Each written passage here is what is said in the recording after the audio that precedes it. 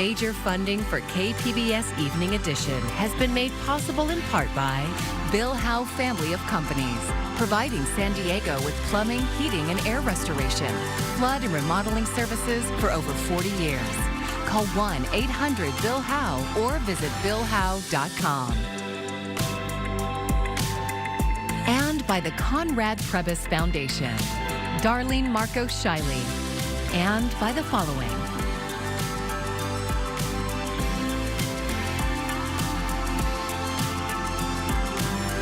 And by viewers like you. Thank you.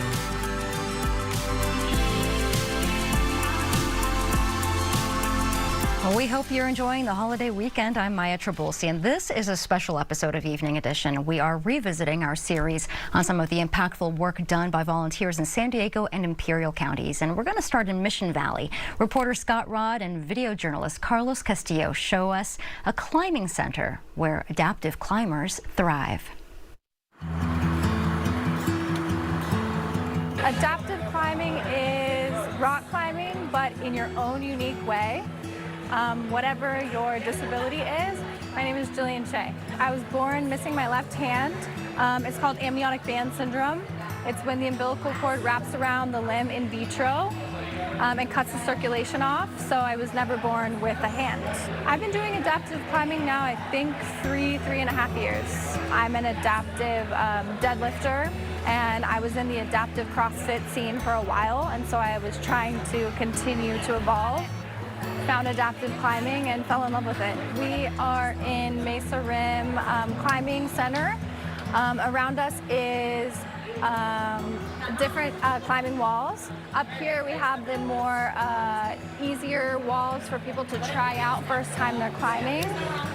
All the different colors coordinate to the course that you're taking up the wall. The organization we're volunteering with is called Cliffhangers. Cliffhangers is a place for everybody and anybody that's adaptive to feel comfortable in a space and be able to try something new. We have people that are deaf, people that are paraplegic, people that are missing limbs, legs, arms, people that are blind, any disability, neurological as well. All disabilities are welcome. So when they first come, typically they're scared. They're not sure if they can do it, which is the best part because I think they all overcome that fear as soon as they climb their first wall. And then I think it's an addiction after that. I mean, most people that I know that have done it once don't just do it once, they do it multiple times.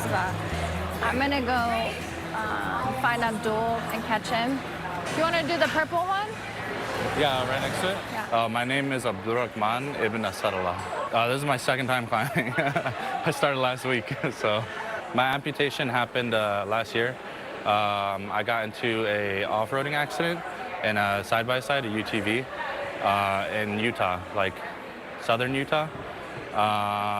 Basically just flipped the UTV, landed on my arm. About all I have left is the little part of the forearm right there. So a lot of my wrist and my whole hand is gone. When I walked in here, my first thoughts were definitely like, oh, I don't belong here. I was like, what the? I walked in and I was like, oh no. I was like, I feel like I'm, I guess, like not the right man to do this. I see everybody climbing and stuff, and they're all like super slim and fit and just like scaling these walls, and they make it, a lot of the climbers make it look easy. So I definitely had a feeling like I didn't belong when I first walked through the doors, but that quickly faded. So the rope has an 8-loop on it.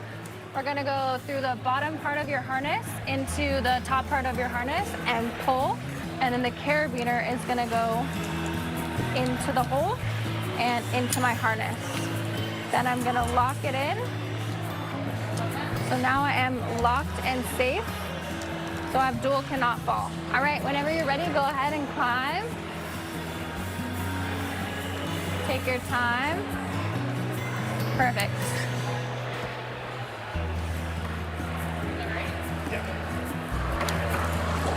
You got it? So in the beginning, when I first got my injury, I was very much on the couch for like 4 months after I got out of the hospital. So really my goal coming here is to get up off the couch and stay active and, you know, use as much of my limbs as I possibly can. You know, I think I use my arm here climbing, like my residual limb. I think I use it here climbing more than I do in my day-to-day life. So the real goal is just to stay fit and, you know, keep pushing. There you go. Grab with that elbow. Perfect. Perfect. You got it. You got it. You're so close.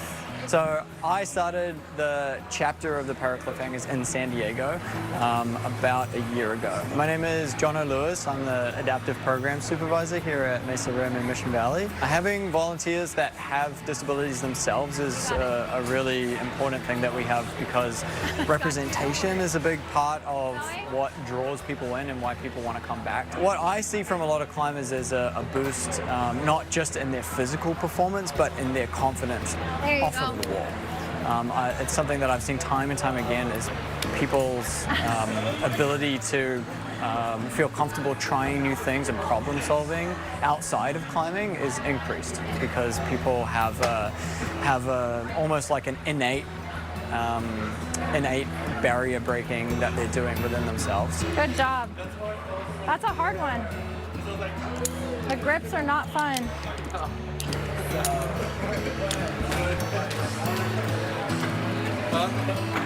Are you gassed? I am gassed right now, yeah. Good job. And now we go to Encinitas, where surfing helps teach the importance of community and the environment to local youth. KPBS's Katerina Portela has this story. Our graduation ceremony isn't in a classroom, isn't in a dance hall or anything like that. It's here on the beach because this is our classroom. This is where we first met the students here on this beach 2 years ago, so it only felt appropriate and full circle to come back to the same beach where they attempted to surf their first wave.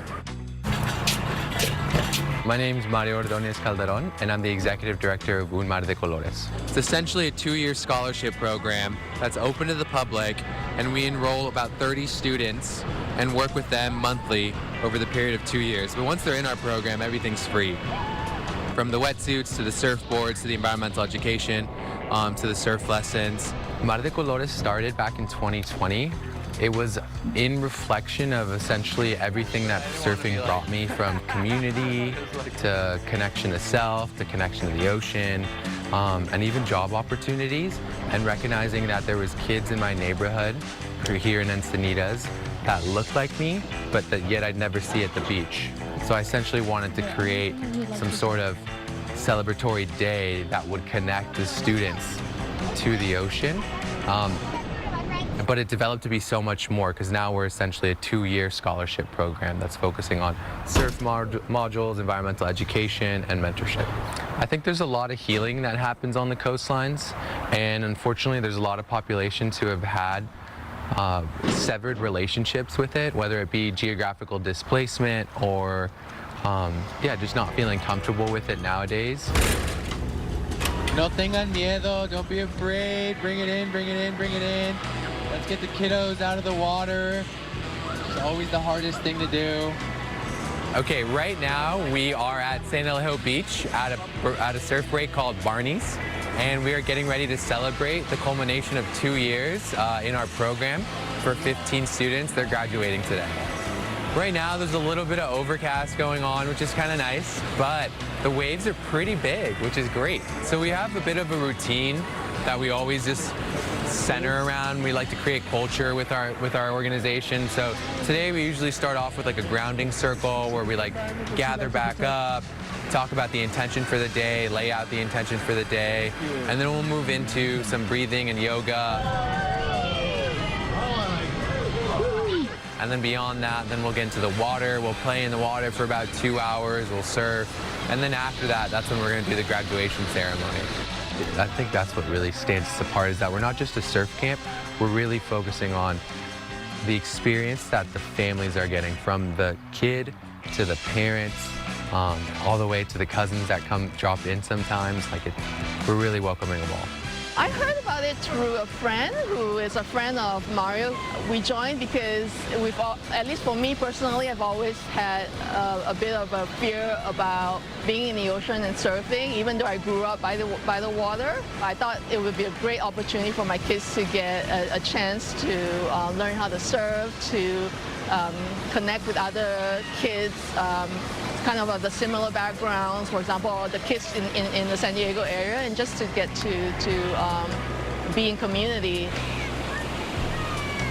To me, being a person of color and always sometimes feeling not like I don't belong in a lot of situations, to see my kids feel so comfortable with this group and how welcoming the group is, that has been probably the best thing to observe as part of the program. Yeah. For me, first time surfing was actually kind of hard since I didn't know how to surf. I didn't know how to swim, but I don't know how to surf. So it was kind of hard to reach the goal of getting it. But then I got to it and I reached it. We're in the water. It's very chaotic, but definitely when you get the hang of it, it's kind of calm. You just relax there until your wave comes and you feel confident enough to get on the board and, ride a wave. But it's a fun experience. I feel about graduating, it's excited, sad but excited, because now I know how to surf by myself, and whenever I want to, I just come to the beach and surf. Leslie, come on up. So for me, graduating these kids, it's like seeing, my younger brother or sister graduate or something like that. It's just we're really connected, and we really do grow familial bonds with the students and with their parents, because we get to know them for 2 years. So yeah, it's a really emotional day, a celebratory day. But I was really proud of seeing all the kids step onto the plate, get their graduation certificate. I think that's exactly what we set off to do, is essentially the courage that you find when you surf, having that transfer over into your everyday life through building community. Looking for an affordable bicycle? Maybe help fixing a flat tire, or perhaps just a safe space to meet your neighbors. A bike collective in City Heights uses the love of cycling to build community. And KPBS reporter Gustavo Solis gives us this special look at Bikes del Pueblo's volunteers. You see how this distance is much bigger though? Yeah. I think that's usually what that means, is the pads are worn out. My name's Curtis, and I'm one of, I guess, a regular volunteer here at Bikes del Pueblo. Probably been volunteering with Bikes del Pueblo for 6 or 7 years now. We're more just trying to put tools in the hands of people with their bikes and help them kind of learn how to do it themselves as much as they're willing to. The spring goes in this side? I think you want to put it in the other side first. Let's see. I think we'll just take the brake off here with these 2 bolts. You got a wrench on you already? Cool. It's working all right. All right. Yeah, flat tires are of course super common. It's probably the number 1 common thing that has the bike sitting in the garage for a year or 2. It's just a flat tire. And it's just getting to a bike shop, I think, can be really difficult for people. And then they know that we can fix it and we can help them. So if they can't afford to go to a bike shop, they know that we're here on Sundays. Okay, yeah, crank that. This place is awesome in the sense that I'm willing to give up most of my Sunday to come out and help the community and the fellow volunteers here, to be their support. My name is Cynthia Texan. We want to help people become self-sufficient cyclists, for one. Also, bike shops can be a little expensive or intimidating to be walking in, I've been in several bike shops where I felt unwelcome. Sometimes people don't feel good, and they just want to come to a safe, welcoming environment, and that's the whole purpose of this co-op. He says that it's a big photo for her. Too big? I think she didn't like it. Maybe we can try another one. Do we have another one? We'll keep looking. We saw the brother, and then he had 2 sisters. They were all 3 here last week, and 2 of them got bikes. And she was, we could only really show her 1 or 2 bikes, because I think we'd just given away pretty much all our kids' bikes a week or 2 before that. And we were only able to show her 1, and she didn't really like it. You just want to donate it? This thing's fantastic. It's been through 4 families in almost. Really? Do you want a receipt we can send you via email, et cetera? Okay, we'll pass it on. Thank you very much. But I'm glad we found one today. A pink one worked out. So now they're all riding. Yeah, I love seeing kids getting on bikes. Like, that's super important, because if you don't learn that as a kid, it can be like really hard to learn how to do that later on in life, or just as the years go on, it gets like more and more like scary. But at least they have something to do all day while Dad's at work. They can go, ride around and learn the neighborhood, learn their way around.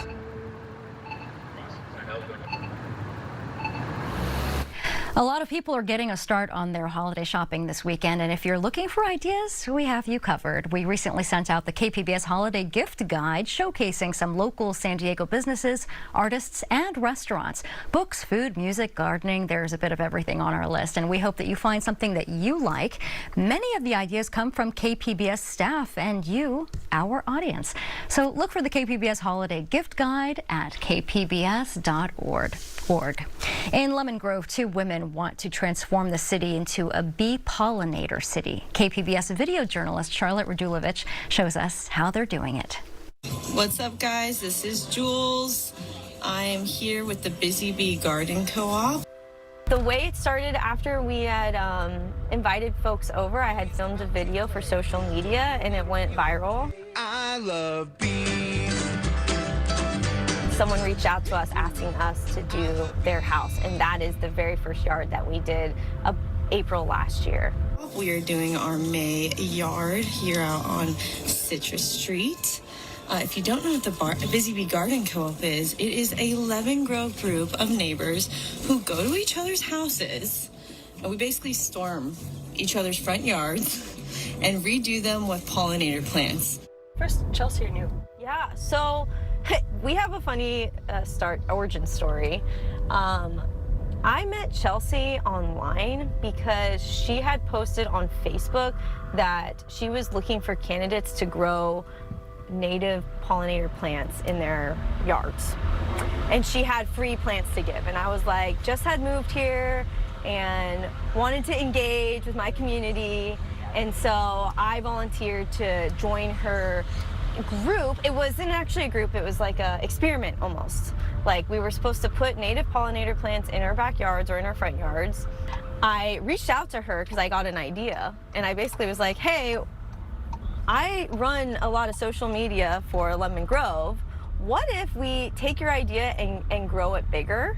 And instead of you just going around and coaching everyone individually about these native plants, which would be a lot of work and time, instead we work together to put pollinator gardens in each other's yards.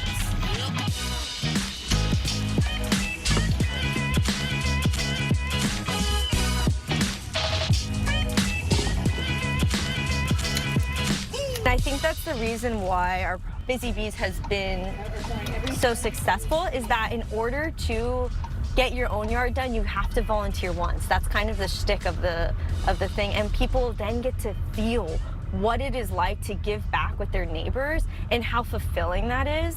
We're a small town, but we have the ability to be such a big conservation impact because we are putting in these patches all around town, which means pollinator pathway. You're going to cruise from one to the next and keep going.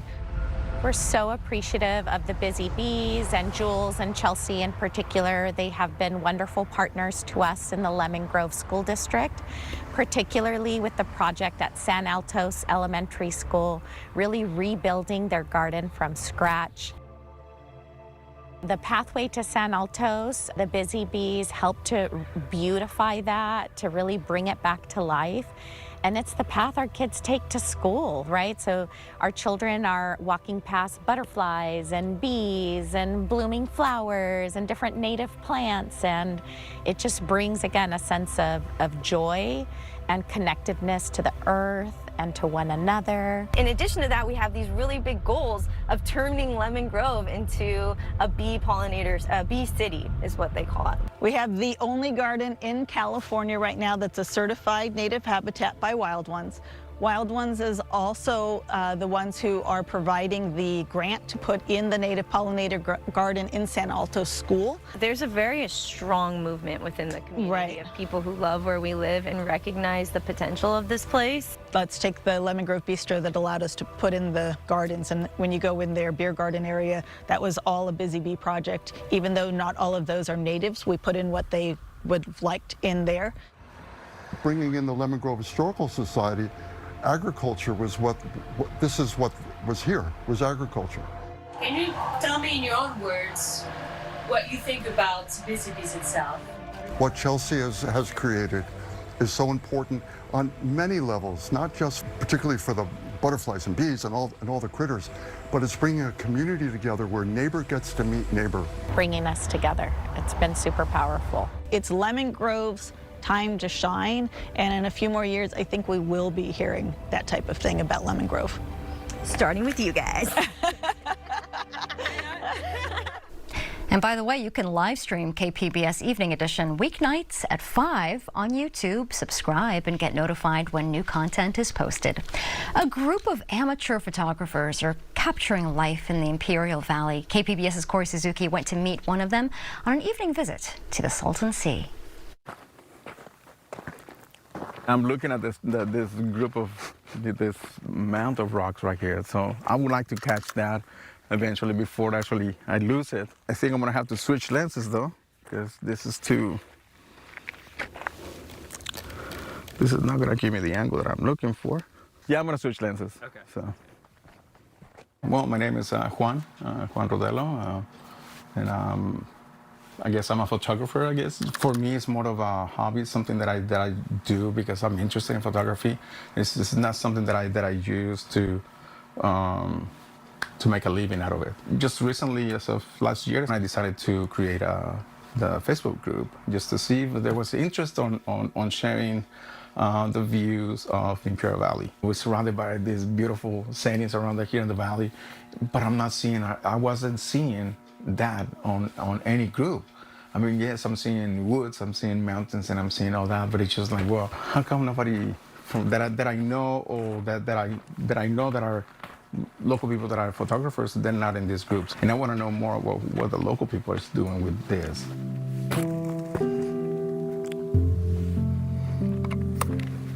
In 2016, that's when I started with photography. But it was more of a need at the time, you know. I spent 5 years in the Navy, came out, went back to school, and one thing led to another, and ended up working for the Fire Service. Given the nature of my job, obviously, I get exposed to different types of scenes that are just not for the normal, you know, it's just difficult to comprehend or even deal with.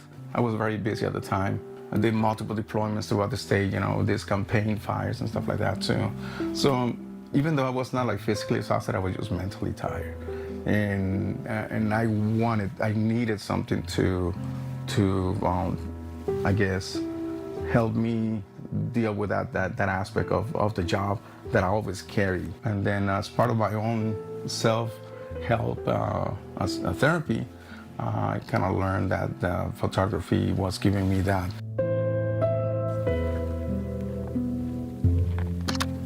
In the process of taking a picture, my mind is not contemplating what I've done throughout the day or the things I've done, the things I've seen. And those experiences, for whatever reason, like to linger, I just tune them off. And photography gives me that. We were on assignment, I think it was 2017, 2018, maybe. I can't remember where we were, but it was somewhere up in Fresno, up in the mountains in Fresno. We were told not to move from there, so we were just sitting there, just waiting for the fire to come over the mountain. And we were supposed to fight it at that point once it came over. There was no moon. All that you can see is just the glow from the fire. You can hear it coming to us. And I'm just gonna go back to the engine, go to my truck, get my camera, and start working some pictures and see what I can get with this. And as I'm taking the picture, one of the guys who's sitting down, it just turns on his flashlight. And you can see this beam of light that it seems that it's going. It's not sadness, it's more of a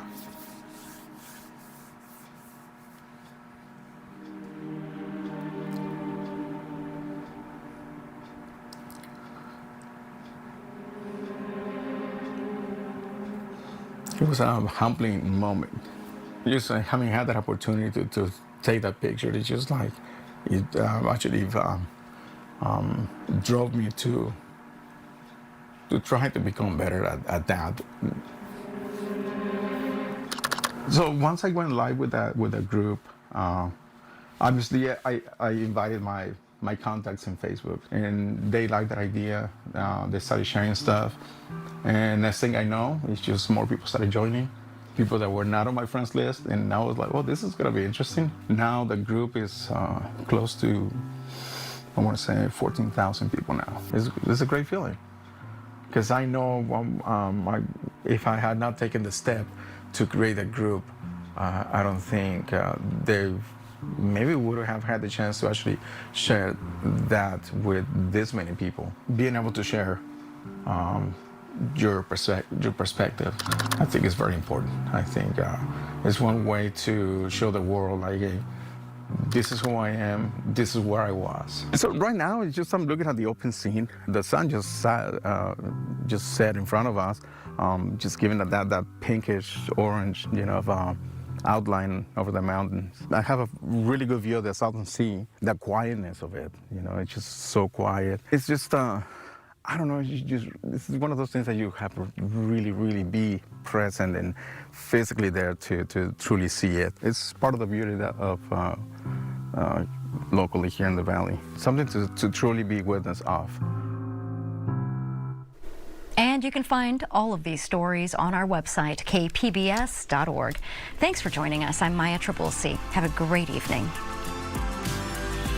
Major funding for KPBS Evening Edition has been made possible in part by Bill Howe Family of Companies, providing San Diego with plumbing, heating, and air restoration, flood and remodeling services for over 40 years. Call 1-800-BILL-HOWE or visit billhowe.com. And by the Conrad Prebys Foundation, Darlene Marcos Shiley, and by the following: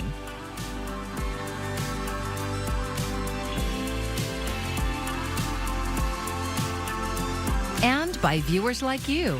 Thank you.